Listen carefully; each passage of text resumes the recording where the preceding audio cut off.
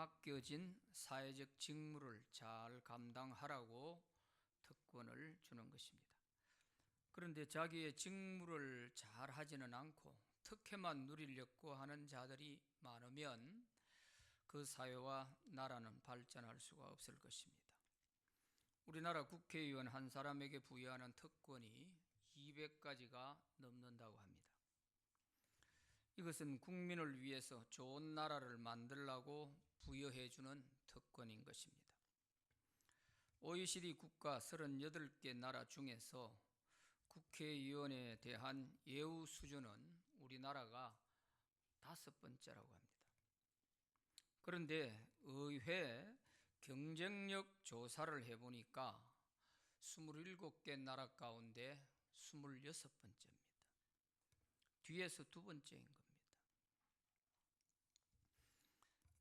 이것을 국민들이 속속들이 다 알게 된다면 얼마나 실망이 크겠습니까? 막강한 신분을 부여하여 그 직무를 잘 하라고 특권까지 주었는데 직무는 소홀히 하고 특권만 누리려고 하면 안 되는 것이지요. 우리는 이런 자를 가리켜서 자격 미달이라고 할 수 있을 것입니다. 이처럼 하나님의 나라에도 예수님을 영접하면 누구나 하나님의 자녀가 될 수 있습니다. 그러면 하나님은 하나님의 자녀가 된 자에게 걸맞는 하나님의 자녀의 권세를 주십니다. 오늘 읽은 성경 말씀에 그렇게 나와 있습니다. 요한복음 1장 12절 13절 우리 같이 한번 읽어보겠습니다. 시작. 영접하는 자 곧 그 이름을 믿는 자들에게는 하나님의 자녀가 되는 권세를 주셨으니 이는 혈통으로나 육정으로나 사람의 뜻으로 나지 아니하고 오직 하나님께로부터 난 자들이니라. 아멘. 우리가 하나님의 자녀가 되는 것은 어떤 가문의 혈통이나 인간의 뜻으로 되는 것이 아니고 오직 하나님의 성령으로 거듭나서 하나님의 자녀가 될 수 있다 하는 것이고, 이렇게 그 예수님을 영접하여 하나님의 자녀가 된 자들에게는 자녀의 권세를 주셨다 그렇게 말씀하셨습니다. 여기서 권세를 주셨다 하는 이것은 하나님의 자녀로서 누릴 수 있는 특권을 말하는 것입니다. 우리의 신분이 예수 믿기 전에는 마귀의 자녀였는데 예수님을 믿음으로 말미암아 이제는 하나님의 자녀가 된 것입니다. 우리의 신분이 바뀌었습니다.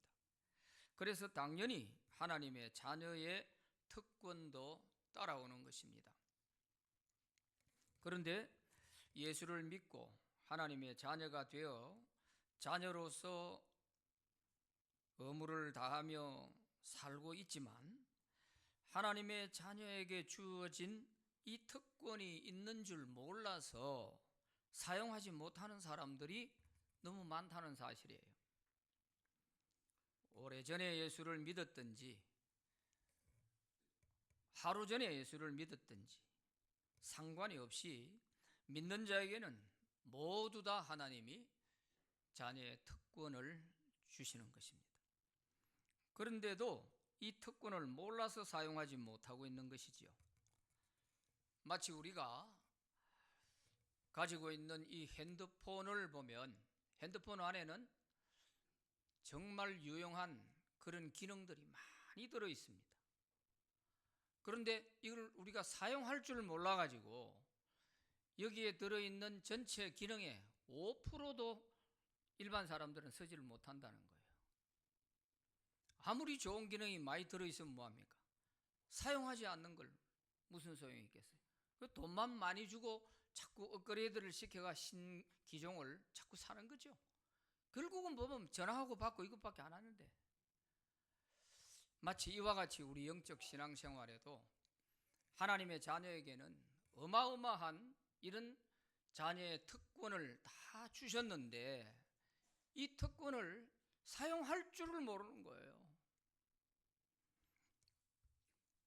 그래서 오늘은 예수님을 믿는 자에게 주신 하나님 자녀의 특권에 대해서 말씀을 드릴 터인데 잘 기억하시고 많이 사용하셔서 능력 있고 더 행복한 삶을 살아갈 수 있기를 바랍니다. 그러면 누구든지 예수 믿는 자에게 하나님이 주신 특권이 무엇일까요? 첫째는 기도할 수 있는 특권입니다. 모든 종교에는 다 기도가 있어요. 그러나 하나님에 대한 기도는 아무나 한다고 다 하나님이 들어주시는 게 아니에요. 하나님은 자기의 자녀들이 기도할 때 자녀들의 기도를 들어주시는 것입니다. 하나님이 우리 영의 아버지가 되시기 때문에 하나님은 자기 자녀의 기도를 외면하실 수가 없는 것입니다. 땅에 있는 우리 육신의 아버지는 능력이 부족할 때에는 자녀의 요구를 다 들어주지 못할 때가 많습니다. 그러나 하늘에 계신 하나님 아버지는 전지전능하시기 때문에 들어주지 못할 것이 하나도 없습니다. 그래서 우리의 요구를 무엇이든지 다 들어줄 수 있는 것이죠. 다만 우리에게 해로운 것이 아니라면 하나님은 다 들어주십니다. 오히려 우리가 구하는 것보다 하나님 아버지가 더 좋은 것을 주시는 하나님이세요. 우리가 어린아이 손을 잡고 가게 앞을 지나가다 보면 아이가 손가락을 가르치며 저거 사달라고 하잖아요. 그래서 가게 안에 데리고 들어가다 보면 아이는 알록달록하고 자기 눈에 들어오는 그런 것을 사달라고 하지요. 부모가 볼 때는 그것이 불량식품에 가까운 것들인 거예요. 그래서 이것은 별로 좋지 않으니까 부모는 더 영양가 있고 아이에게 좋은 것, 더 비싼 것을 이렇게 골라줘요. 그런데도 그 아이는 내가 원하는 걸 달라는 거예요. 그거 싫다는 거예요. 그러면서 자기가 원하는 것 안 사주면 다 싫다는 거예요. 우리가 하나님 앞에 어찌 보면 이와 같은 신앙생활을 하고 있을 수 있겠다, 그런 생각을 해보는 것입니다.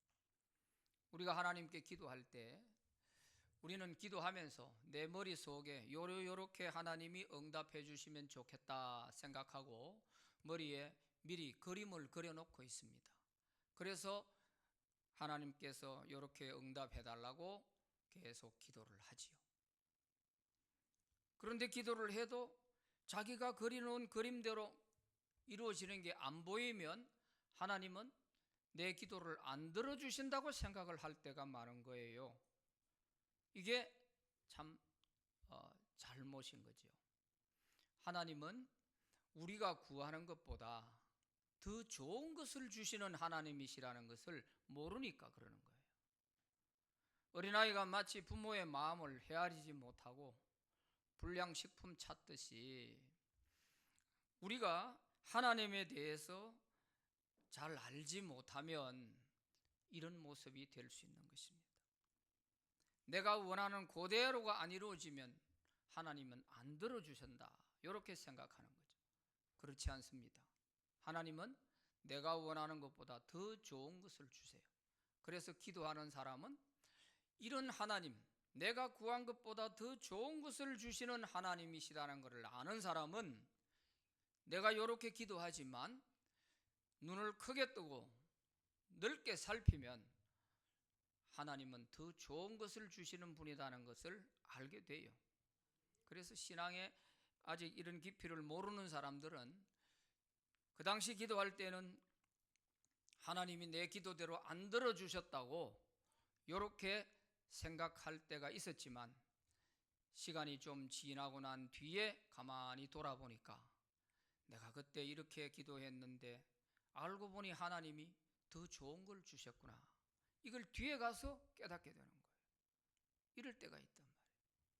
그래서 오늘은 우리가 이 기도의 특권을 우리가 사용할 때는 좀 영적인 눈을 넓게 열고 또 이런 내가 구하는 것보다 더 좋은 것 주시는 하나님이시다 하는 이것을 기억하고 이렇게 넓은 그런 마음을 가지고 살피면 하나님은 분명히 더 좋은 것을 우리에게 이미 주셨을 수도 있는 것입니다. 마태복음 7장 11절 말씀에 보면 예수님께서 이렇게 말씀을 하십니다. 너희가 악한 자라도 좋은 것으로 자식에게 줄 알거든 하물며 하늘에 계신 너희 아버지께서 구하는 자에게 좋은 것으로 주시지 않겠느냐 이렇게 말씀하셨습니다. 예수님은 찾아라 구하라 두드리라 그러면 하나님이 반드시 들어주신다 그렇게 말씀하시면서 너희 육신의 아버지도 아이가 떡을 달라는데 돌을 줄 사람이 어디 있으며 생선이 먹고 싶다고 하는데 뱀을 줄 사람이 어디 있느냐. 너희가 악한 자라도 육신의 부모는 자식에게 좋은 것 주려고 하지 않느냐. 그런데 하물며 하늘에 계신 너희 영의 아버지께서 너희 구하는 것보다 더 좋은 거 안 주시겠느냐. 그 말씀이에요. 그래서 우리는 항상 내가 구하는 것보다 내가 영적인 지식이 부족해서 내가 구하는 것보다 더 좋은 것 주시는 이 하나님을 바라보고 우리가 이 기도의 특권을 많이 사용하시기를 바랍니다. 마태복음 21장 22절에 보면 예수님께서 이렇게 말씀하세요. 너희가 기도할 때 무엇이든지 믿고 구하는 것은 다 받으리라 하시니라 말씀하셨어요. 믿고 구하는 것은 다 받을 수 있다. 이 말씀은 기도하는 사람에게 있어서 믿음을 가지고 구해야 된다는 거예요. 믿음이 없는 기도는 소용이 없어요. 믿고 기도해야 되는 거예요. 왜? 내가 구하는 것보다 더 좋은 것을 주시는 하나님이심을 믿고 또 내가 기도하면 자녀의 기도는 하나님이 반드시 들어주신다 하는 것을 믿고 기도하라는 거예요. 그런데 기도하면서 이걸 하나님이 들어주실까? 뭐 이런 것까지 다 기도해야 되나? 이것은 충분히 내가 할 수 있는데 하는 이런 생각들을 가지고 반신반의하는 마음으로 기도하면은 그 기도에는 응답을 기대하기가 어렵습니다. 그것은 바로 내가 하나님의 자리에 앉아가지고 될 거 안 될 거 내가 판단 다 하고 그러면 내가 하나님하고 말지 뭐하러 기도해요. 그래서 반드시 기도하는 사람에게는 무엇이든지 믿고 구하는 것은 다 받으리라고 하셨어요. 이 좋으신 하나님을 믿고 의심하는 것은 기도의 제일 큰 방해가 되는 거예요. 의심은 기도의 가장 큰 방해물이에요. 그래서 야고보 사도는 야고보서 1장 6절 7절에서 이렇게 말씀하셨어요. 오직 믿음으로 구하고 조금도 의심하지 말라. 의심하는 자는 마치 바람에 밀려 요동하는 바다 물결 같으니 이런 사람은 무엇이든지 주께 얻기를 생각하지 말라 그랬어요. 의심하는 사람은 아무것도 주님께 뭔가 응답받으려고 생각도 하지 마라 그랬어요. 의심이 그만큼 기도에 방해가 되는 것입니다. 하나님은 믿음을 가진 사람을 제일 좋아하세요. 믿음으로 믿고 구하는 기도에는 하나님이 다 안 들어주실 수가 없는 거예요. 우리도 이런 믿음으로 기도 특권을 많이 사용해서 응답 받으시기를 바랍니다. 예레미야 29장 12절에는 너희가 내게 부르짖으며 내게 와서 기도하면 내가 너희들의 기도를 들을 것이요 이렇게 말씀하셨어요.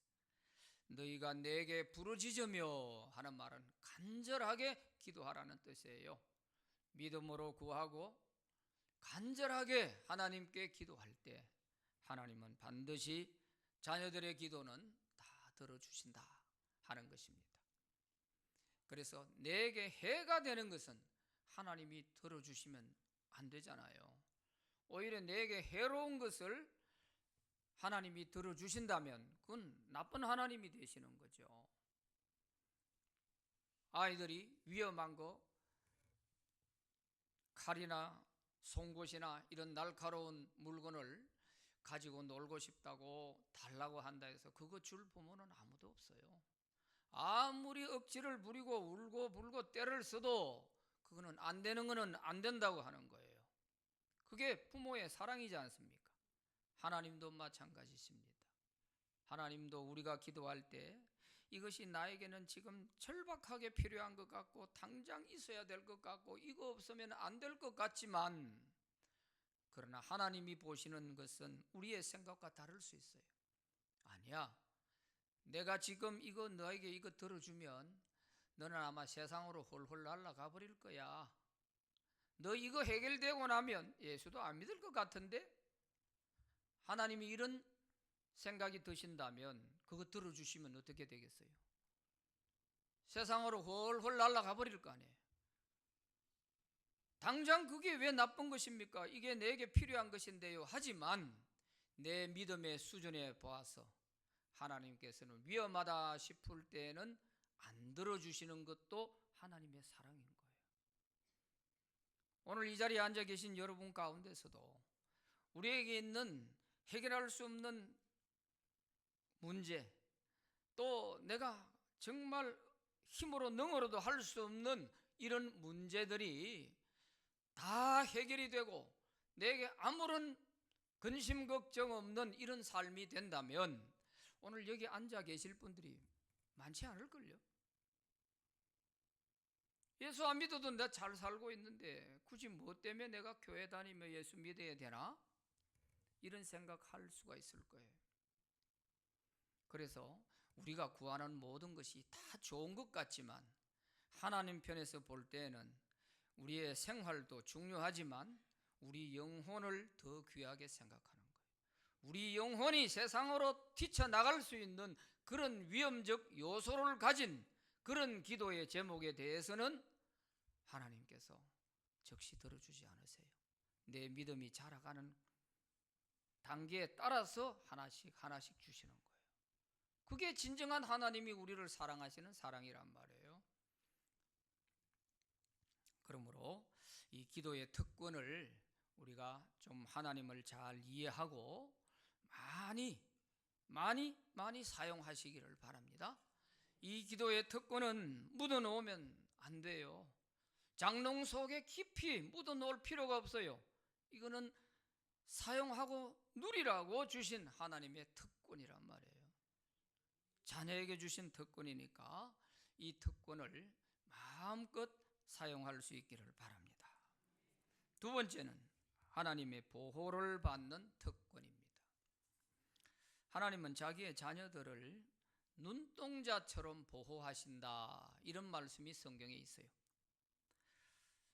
우리 눈을 가만히 보면 눈에는 작은 먼지 하나, 티끌 하나만 들어와도 얼마나 서리고 아픈지 몰라요.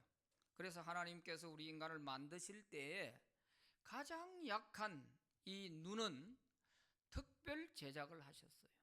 오토매틱으로 특별 제작을 하셔가지고 우리가 머리로 생각하고 판단해가지고 행동할 때는 이미 늦어요. 그러니까 우리가 생각하지 못하는 이런 자율신경을 통해 가지고 어떤 위험상이 발생하면 말이에요, 자동으로 눈꺼풀이 내려와서 눈을 보호하는 거예요. 바람이 분다, 언제 바람이 부니까 눈 감아야 되겠구나 생각하고 하면 이미 늦잖아요. 그러니까 하나님께서 이 눈을 보호하기 위해서는 아주 자동으로 오토매틱이 잘 돼 있어요. 그래서 눈을 보호하는 거예요. 이처럼 하나님의 자녀들도 우리의 삶의 위기 상황이 발생하게 될 때에는 하나님께서 우리가 기도하기 전에 이미 하나님이 먼저 아시고 막아주시고 보호해 주시는 거예요. 이거를 눈동자처럼 보호하신다, 이런 표현을 쓰는 것입니다. 그래서 우리 눈에는 30만 개의 회로가 있다고 합니다. 그리고 1억만 개의 신경세포가 있다고 하는 거예요. 이것들이 자동으로 그냥 위기 상황이 발생하면은 스스로 눈을 보호하도록 만든다는 거예요. 얼마나 기가 막힌지 몰라요. 하나님이 우리 인간을 만든 것을 생각하면은 정말 참 신비로울 정도예요. 신비로. 그래서 성경에는 신묘막측하다 이런 표현을 써요. 하나하나 생각해 보면 정말 우리 인체 구조 하나만 가지고도 하나님을 부인할 수가, 하나님이 없다고 말을 할 수가 없을 거예요. 만약에 생각해 보세요. 코를 이렇게 안 붙이고 뒤집어 붙여놨다고 생각해 봐요. 비 오는 날 어찌 되겠어요? 얼마나 신비롭게 만들어 놓으셨는지 몰라요. 자, 이렇게 하나님은 자기 자녀들을 눈동자처럼 보호하세요. 이런 것을 시적으로 이렇게 표현해 놨습니다. 성경 시편 121편 3절, 5절, 6절, 7절에 이렇게 되어 있습니다. 같이 한번 읽어보시죠. 시작. 여호와께서 너를 실족하지 아니하게 하시며 너를 지키시는 이가 졸지 아니하시리로다. 여호와는 너를 지키시는 이시라. 여호와께서 내 오른쪽에서 내 그늘이 되시나니 낮에 해가 너를 상하게 하지 아니하며 밤에 달도 너를 해치 아니하리로다. 아멘. 밤에 달도 낮에 해도 너를 해치 않도록 내가 지켜주겠다. 또 너의 모든 환난을 면하게 하며 내 영혼을 지켜주겠다. 이렇게까지 하나님께서 자기 자녀들을 보호해 주시겠다고 하는 약속을 하신 것입니다.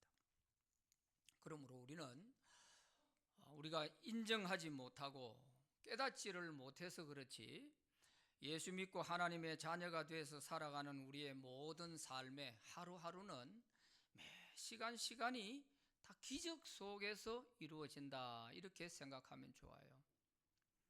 왜? 내가 생각하지 못한 그런 부분까지도 하나님은 미리 아시고 다 보호를 해 주시는 거예요.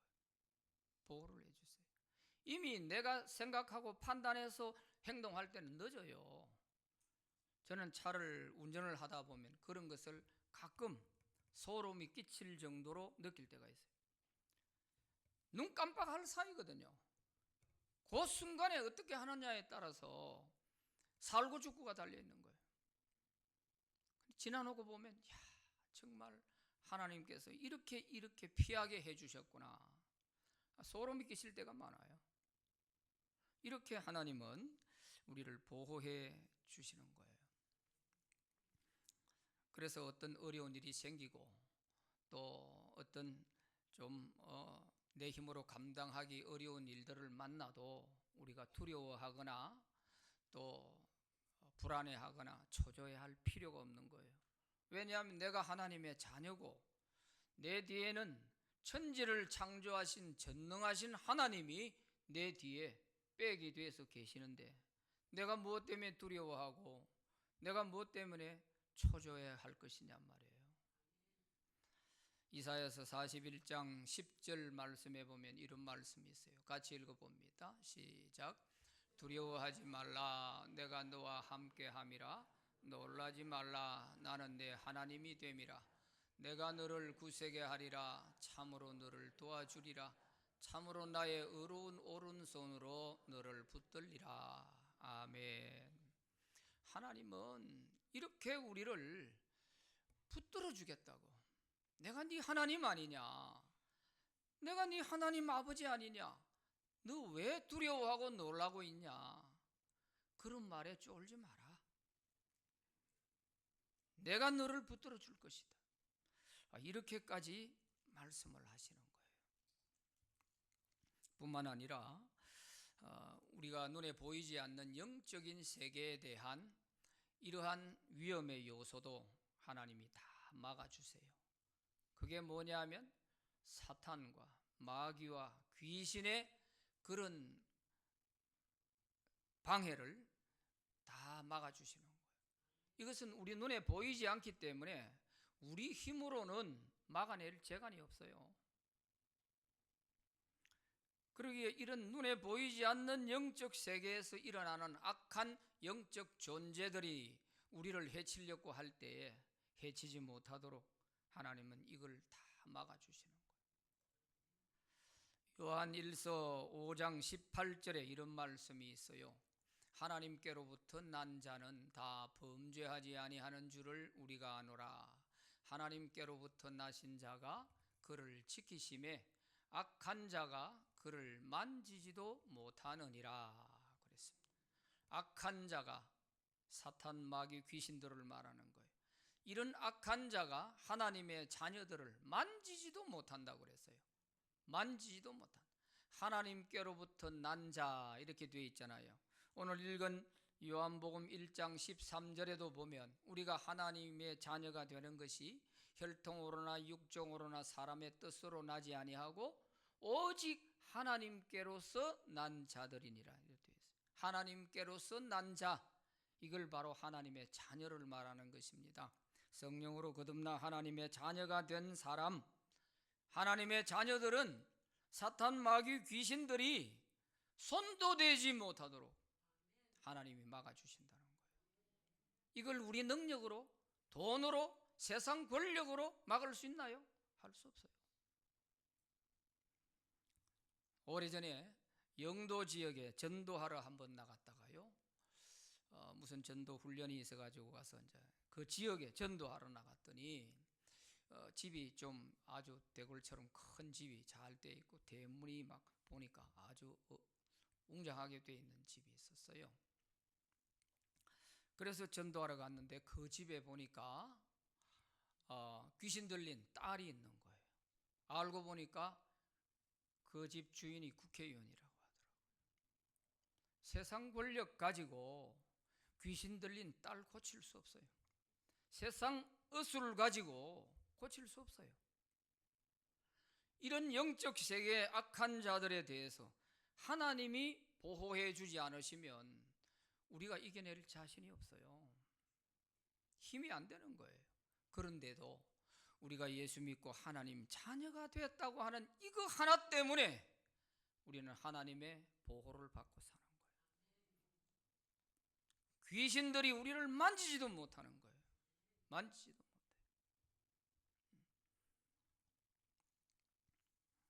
점치는 점쟁이 앞에 예수 믿는 사람과 앉아 있으면 점을 못 쳐요.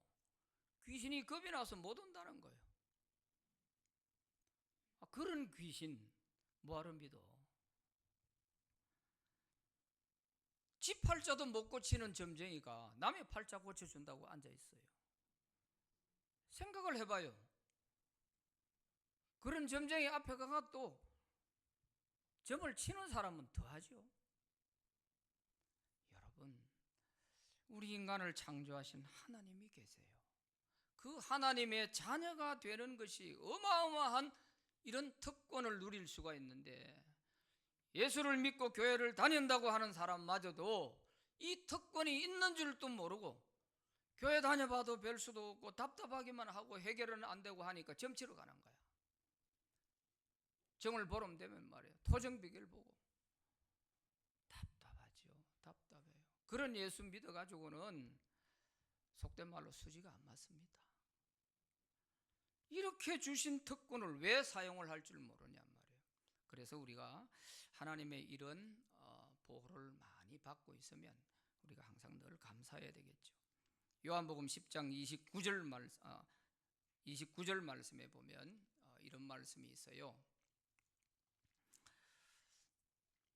그들을 주신 내 아버지는 만물보다 크심에 아무도 아버지 손에서 빼앗을 수 없느니라. 예수 믿는 거 아무나 믿을 수 없고요, 하나님이 이끌어 주셔야만 예수 믿을 수 있어요. 그래서 예수님이 그들을 내게 보내주신 내 아버지는 만물보다 크시기 때문에 아무도 아버지의 자녀들을 빼앗아 갈 수 없다고 그래요. 하나님의 자녀가 된 자를 아무도 빼앗아 갈 수 없다는 거예요. 이렇게 하나님은 우리를 지켜주시는데 어떻게 지켜주시느냐? 하나님이 한국에서 기도하면 한국에 갔다가 미국에서 기도하면 미국 가셨다가 이렇게 온 세계로 왔다 갔다 하시느냐? 안 그래요. 성경을 모르니까 그런 상상하는 거예요.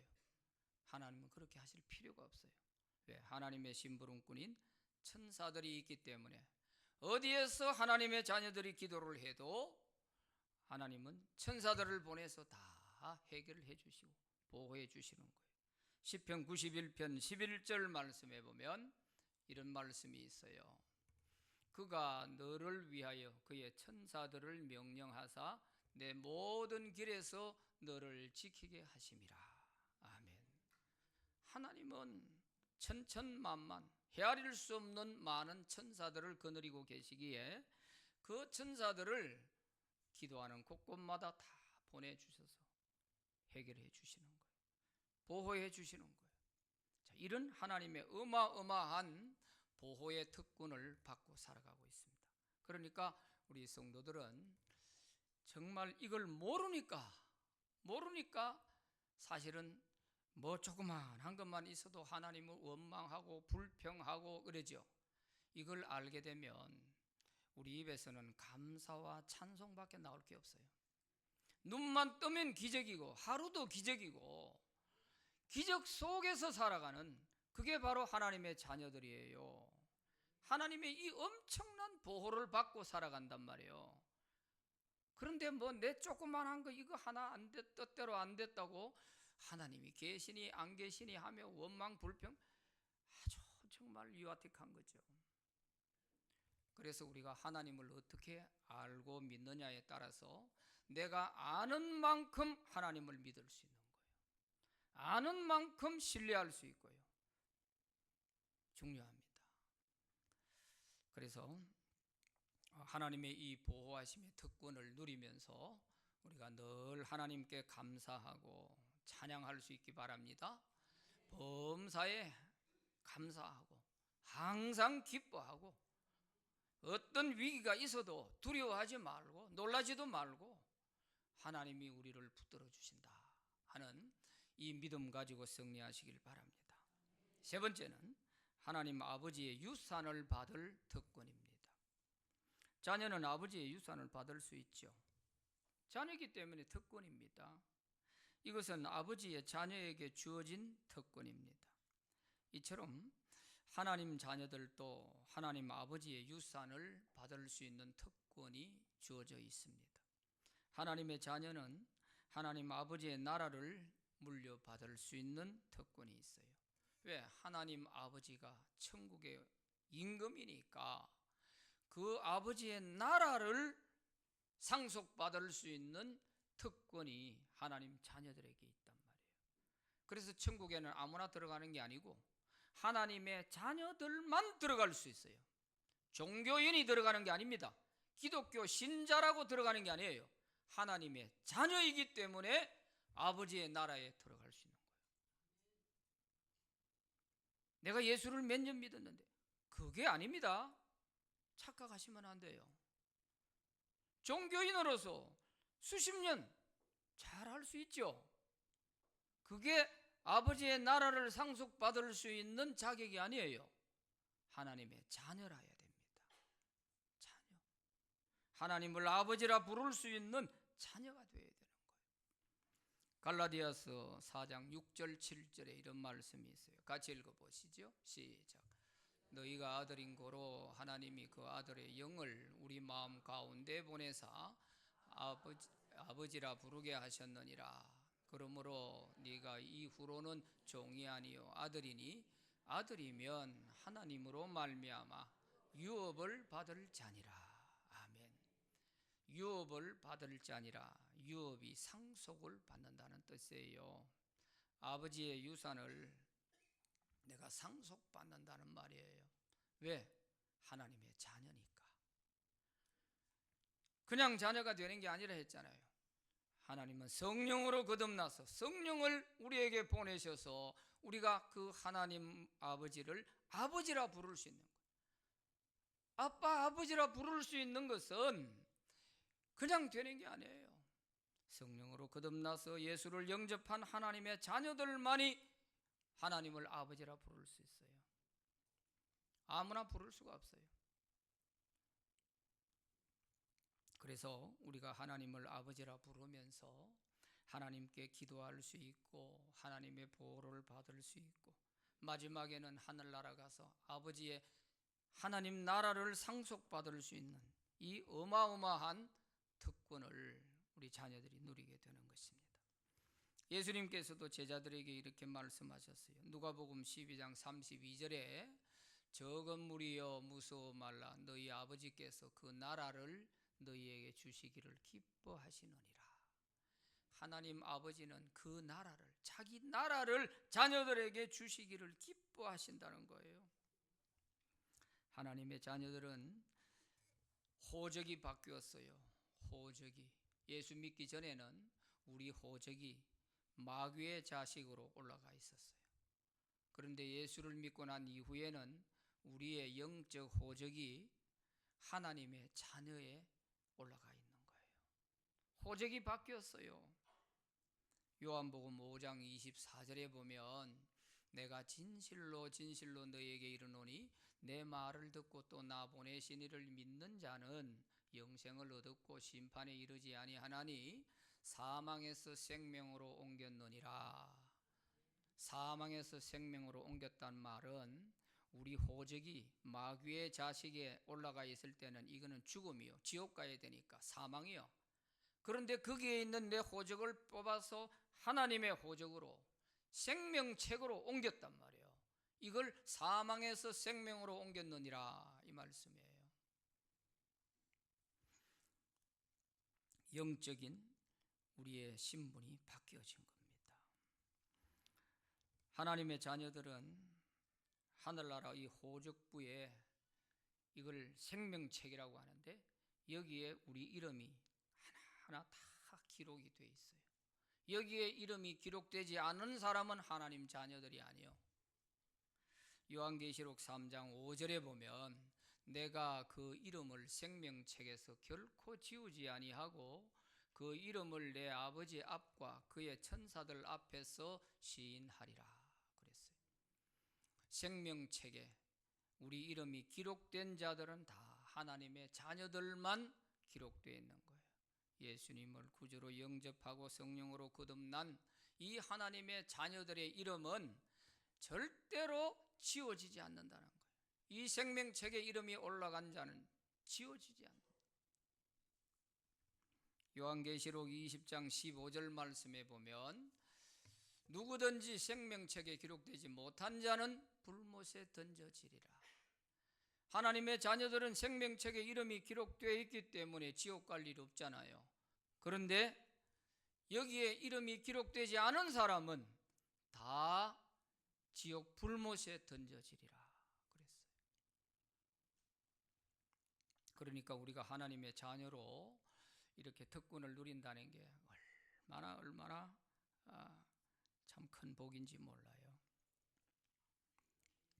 우리가 이 땅에서 예수님을 믿고 하나님의 자녀가 되는 것이 우리가 생각하기에는 그저 간단한 것 같지만 하나님은 천사들을 통해서 아주 바쁘게 일을 하시는 거예요.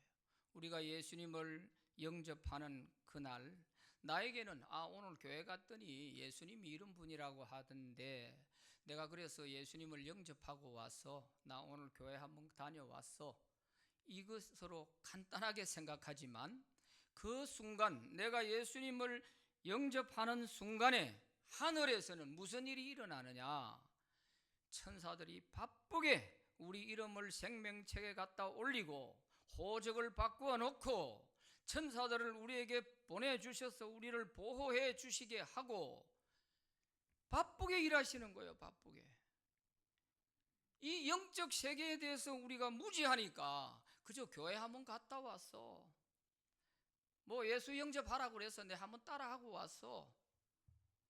이렇게 생각하시면 여러분 평생을 교회를 다녀도 그 사람 이름이 생명책에 올라가기 어려울 것입니다.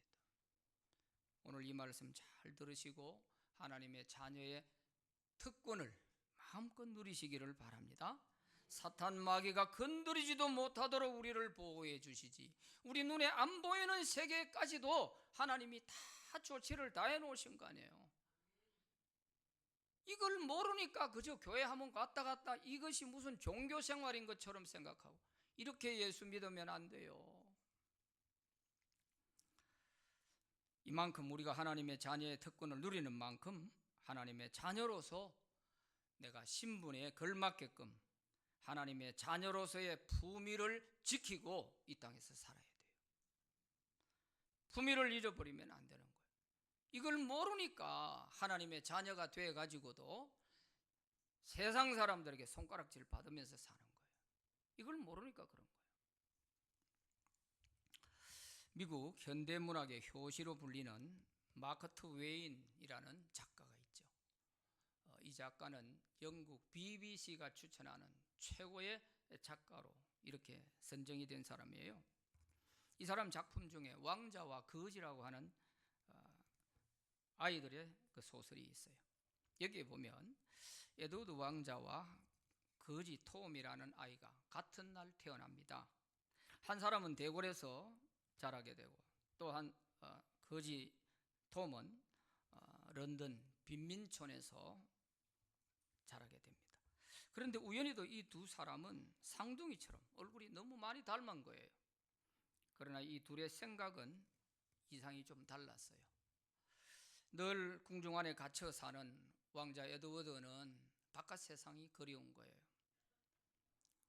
답답해가지고 어떻게 하든지 바깥 세상을 늘 동경했어요. 그러나 빈민촌에 사는 거지 톰은 가난한 빈민촌에 살다 보니까 자기는 왕자가 한번 되어보는 게 꿈이었어요. 그런데 이들이 13살이 되었을 때 어느 날 거짓말 같은 일이 벌어지게 됩니다. 그것은 왕자가 되고 싶어 하던 거지 톰이 대궐 앞에 갔다가 극적으로 이 에드워드 왕자를 만나게 됩니다. 둘이 친해져 가지고 이 왕자가 톰을 자기 방으로 데리고 가서 같이 놀면서 우리 서로 옷을 한번 바꿔 입자. 이래서 옷을 서로 바꿔 입었어요. 거지 옷을 입은 왕자는 자유로운 마음에서 대궐문으로 나와가지고 대궐문 앞에서 경비병들을 향해서 큰 소리로 외칩니다. 내가 에드워드 왕자다. 어서 문을 열어라. 이러니까 경비원들이 이 미친 거지가 와가지고 왜 난리냐 하면서 쫓아내버렸어요. 이렇게 쫓겨가가지고 에드워드 왕자는 오히려 어떻게 톰 아버지에게 끌려가가지고 빈민촌에서 살게 되는 거예요. 그런가 하면은 궁중 안에 있는 이 톰은 지금 좌불안석인 거예요. 어찌해야 할 바를 모르는 거예요. 아무리 내가 에드워드가 아니라고 해도 믿어주는 사람이 아무도 없어요. 심지어 왕에게 가가지고 내가 아닙니다 해도 왕도 병석에 누워 있으면서 우리 왕자가 지금 정신이 조금 이상하구나. 정신 이상자로 생각하고 신하들에게 입조심하라고 말이에요. 왕자가 이런 일이 있다는 걸 절대 소문내지 못하도록 오히려 입단속을 해버렸어요. 그리고 톰은 궁중 안에서 이제 법도를 배우고 공부를 하게 되죠. 그러나 에드워드 왕자는 옷 하나 잡고 있는 까닭에 밖에 끌려 나와가지고 거지촌에 들어가서 거기서 거지들과 같이 어울려 살면서 매도 맞고 온갖 고생을 다 하게 돼요. 그래서 이 거지들이 도둑질도 해라 하고 밥도 얻어오라 하고 막 이렇게 온갖 일을 시키지만 이 에드워드 왕자는 내가 왕자다. 그러기 때문에 나는 절대 할 수 없어. 그러면서 도둑질을 안 합니다. 그 바람에 또 많이 매를 맞게 되기도 하죠. 이렇게 하면서 자기 신분을 지키기 위해서 버티는 거예요. 그러다가 왕이 세상을 떠났어요. 이제 왕자를 다시 왕으로 세우는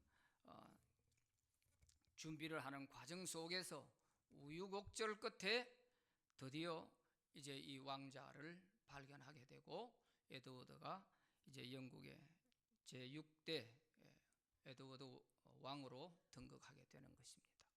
그리고 그 친구 톰은 그 정직한 성품을 인정받아 가지고 귀족이라고 하는 그런 칭호를 주게 되지요.